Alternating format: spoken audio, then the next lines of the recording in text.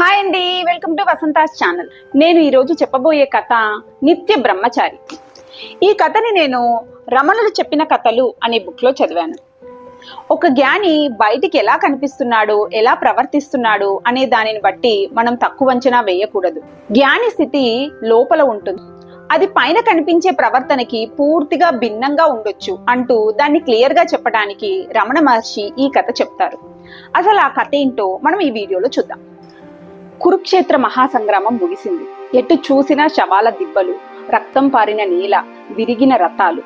పాండవులకి విజయం సాధించాము అన్న సంతోషం కన్నా చనిపోయిన బంధువుల గురించి శోకమే ఎక్కువగా ఉంది.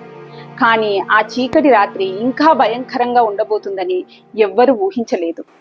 అశ్వత్థామ గురువు ద్రోణాచార్యుడి పుత్రుడు పగతో రగిలిపోతూ అర్ధరాత్రి వేళ పాండవ శిబిరంలోకి చొరబడి ఉప పాండవులు అంటే ద్రౌపది 5 కుమారులని నరికేశాడు. ఈ ఘోరాన్ని తట్టుకోలేక అర్జునుడు అశ్వత్థామను శిక్షించడానికి వెళ్తాడు. అశ్వత్థామ భయపడి అర్జునుడిపై బ్రహ్మాస్త్రాన్ని వేస్తాడు. అర్జునుడు కూడా తిరిగి బ్రహ్మాస్త్రాన్ని అశ్వత్థామపై ప్రయోగిస్తాడు. అయితే ఈ అస్త్రాల వల్ల లోకం నాశనమయ్యే పరిస్థితి వస్తుందని వ్యాస భగవానుడు వాళ్ళిద్దరిని అస్త్రాలను ఉపసంహరించుకోమని కోరుతాడు. అర్జునుడు అస్త్రాన్ని వెనక్కి తీసుకుంటాడు. అశ్వత్థామకి అది తెలియదు.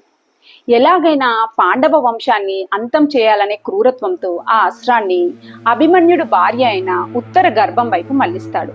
అయితే గర్భంలో శిశువుకి సుదర్శన చక్రం రక్షించడం వల్ల అప్పుడు ఆ అస్త్రం శిశువుని ఏమీ చేయలేదు. కానీ ప్రసవ సమయంలో వీలు చూసుకొని ఆ అస్త్రం శిశువుని అంతం చేస్తుంది. పురిట్లోనే చనిపోయిన బిడ్డని చూసి పాండవులు కుప్పకూలిపోతారు. ద్రౌపది, కుంతీదేవి ఆర్తనాదాలతో ఆ ప్రాంతమంతా మారుమ్రోగిపోతుంది. వాళ్ళ వంశానికి వారసుడు లేదన్న వేదన వాళ్ళని దహించేస్తుంది.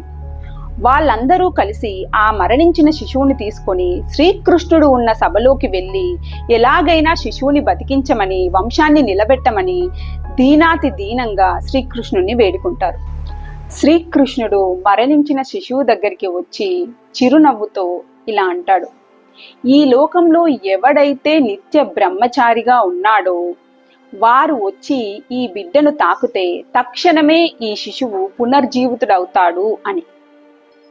ఆ సభలో ఉన్న యోగులు, మహర్షులు ఒకరి మొహం ఒకరు చూసుకుంటూ ఉంటారు. కానీ వాళ్ళకి తమను తాము నిత్య బ్రహ్మచారిగా ప్రకటించుకోవడానికి సాహసం చాలలేదు.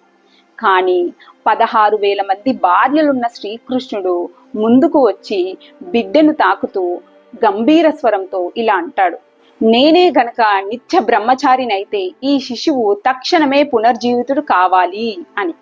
ఆశ్చర్యం! మరణించిన శిశువు ఒక్కసారిగా ఊపిరి పోసుకొని గట్టిగా ఏడుస్తూ కళ్ళు తెరిచారు.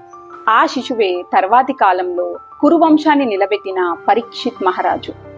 అక్కడ ఉన్న వారందరూ ఆశ్చర్యపోయారు. కృష్ణ, నీకు ఇంతమంది భార్యలున్నారు కదా, నువ్వు నిత్య బ్రహ్మచారివి ఎలా అయ్యావు అని అడిగారు. దానికి శ్రీకృష్ణుడిచ్చిన సమాధానం మనకు గొప్ప పాఠం.